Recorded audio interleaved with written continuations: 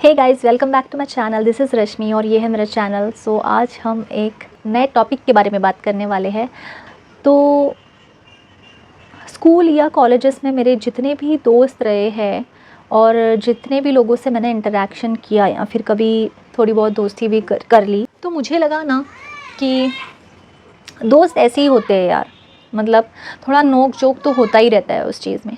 और मैं ना हमेशा गिवर पर्सन रही हूँ। मतलब मैंने हमेशा लोगों को दिया ही है विदाउट एनी एक्सपेक्टेशन कि वो मेरे लिए कुछ करे। मतलब हाँ, थोड़ा बहुत चीज़ें रहता था दिल में, बट ऐसे नहीं मैं कभी भी वैसे सोचती थी कि हाँ मैंने इसके लिए इतना सब कुछ किया है तो ये भी करना चाहिए विदाउट एनी। मतलब एकदम साफ दिल था मेरा और एकदम साफ दिल रखती हूँ मैं। बट उस टाइम को मुझे ऐसा लगता था, जब इतना ज़्यादा नॉलेज नहीं था, मैं दोस्ती कर लेती थी बिना सोचे समझे कि सामने वाला कैसा है क्या है, थोड़ा सा भी हंस के बोल दे तो मुझे ऐसा लगता था कि दोस्ती इसी को तो बोलते हैं। और थोड़ी सी लड़ाई भी हो जाएगी तो मैं फटाक से जाके सॉरी बोल दूँगी, ये पर्सन हूँ मैं। तो मैं नहीं सोच रही थी कभी भी खुद के बारे में, ना मेरे अंदर उतना ईगो था कि मैं ईगो दिखाऊँ।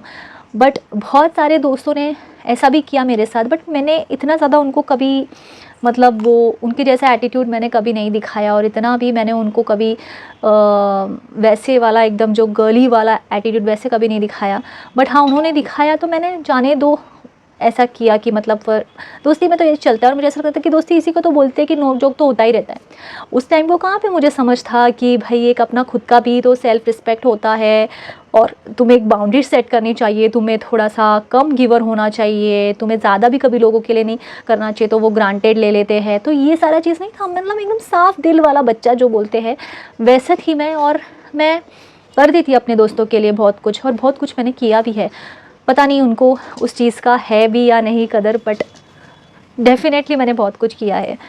तो उस टाइम को मेरा थिंकिंग वैसे ही था कि शायद इसे ही तो बोलते हैं। और मैं थोड़ा बहुत खुद को क्वेश्चन भी करती सच में इसे दोस्ती बोलते हैं, क्योंकि मैं तो कभी किसी को ऐसे नीचे नहीं दिखाती या फिर कभी किसी को ऐसा गंदा कॉम्प्लीमेंट नहीं करूँगी या कभी किसी को कुछ ऐसे गलत नहीं बोल दूँगी या फिर जेलसी नहीं दिखाऊँगी। हमेशा मैंने अच्छा ही चीज़ बोला है। बट जब सामने वाला कोई ऐसा करता था तो मैं को क्वेश्चन करने को मजबूर हो जाती थी कि क्या सच में ये दोस्ती बोलते हैं इसको, या फिर सच में ये इंसान मेरा दोस्त है। तो मैं कभी कभी कंफ्यूज हो जाती थी और मुझे समझ में नहीं आता था कि इस चीज़ से मैं कैसे एक रियल चीज़ फाइंड आउट करूँ कि एक्चुअली में इंसान है कौन। तो मुझे बहुत साल लगे ये समझने को, मतलब खुद को समझाने को कि इससे नहीं बोलते हैं दोस्ती। दोस्ती में भी एक इस तरह की फ्रेंडशिप होती है जहाँ पे तुम्हारा मन बहुत साफ़ होना चाहिए। कोई भी तुम्हारे अंदर वो जेलसी फैक्टर नहीं होना चाहिए। अगर तुमने कुछ अपने लाइफ में किया है तो सामने वाले को अप्रिशिएट होना चाहिए। सामने वाला उतना भी तुम्हारे लिए करना चाहिए और तुम भी उसके लिए करने चाहिए, ना कि बस तुम ही करते रहो और तुम बस एक मतलब कठपुतली जैसे उनके लिए करते रहो वो सारी चीज़ें और वो सामने से कुछ भी ना करे, वो तुम्हारा फ़ायदा पे फ़ायदा उठाते जाए। तो इसको दोस्ती नहीं बोलते। तो ये बहुत ज़्यादा मुझे टाइम लगा।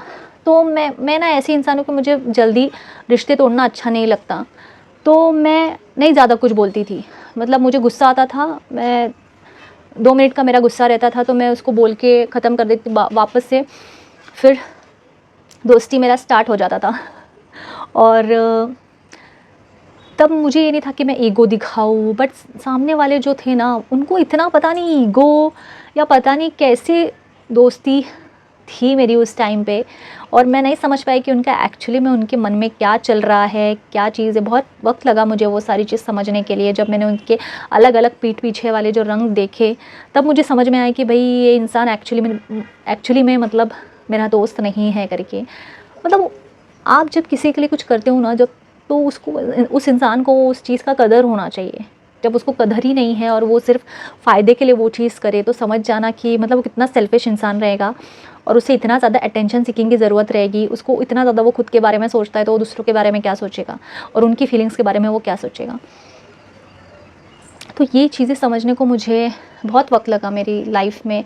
और मैंने जब ये चीज़ें अच्छी तरह से समझ गई तो मैंने बहुत रिश्ते अपने ख़त्म भी कर दिए कि नहीं बाबा, नहीं चाहिए तुम्हारी दोस्ती ऐसी जो तुम 1 मिनट भी तुम्हारे लिए टाइम नहीं है कि तुम मुझे उस नज़रिए से उस रिस्पेक्ट दे सको, वो वैल्यू दे सको जो कि मैं डिज़र्व करती हूँ, और तुम सिर्फ फ़ायदा ही उठाते जाओ और नकली फेस दिखाते जाओ कि हम तो तुम्हारे दोस्त हैं। तो ये चीज़ें मुझे नहीं चाहिए थी। तो मैंने उसके बाद बहुत सारी चीज़ें मैंने ख़त्म भी कर दी, और सामने से जब मुझे उसका रिस्पॉन्स भी नहीं मिला तो मुझे समझ में आया कि चीज़ें सिर्फ मेरे साइड से थी, सामने से बिल्कुल भी नहीं थी। तो इससे भी आपको समझ में आता है। और ये बहुत बाद में मुझे रियलाइज़ हुआ जब मैंने बहुत सारी चीज़ें सीखी, स्पिरिचुअलिटी में आई, तब से बहुत सारी चीज़ें सीखी, तब मुझे धीरे धीरे सब कुछ चीज़ें समझ में आई। तो अभी मैं इतना मतलब एकदम क्लोज़ नहीं हो जाती, पहले देखती हूँ कि इंसान कैसा है, क्या है करके। जब वो चीज़ें नहीं करता तो फिर मैं अपने साइड से ख़त्म कर देती हूँ। और मतलब एक शुरुआत में आपको हिंट लग जाती है ना कि सामने वाला कैसा है करके, तो नहीं इतना ज़्यादा भी क्लोज़ होना चाहिए।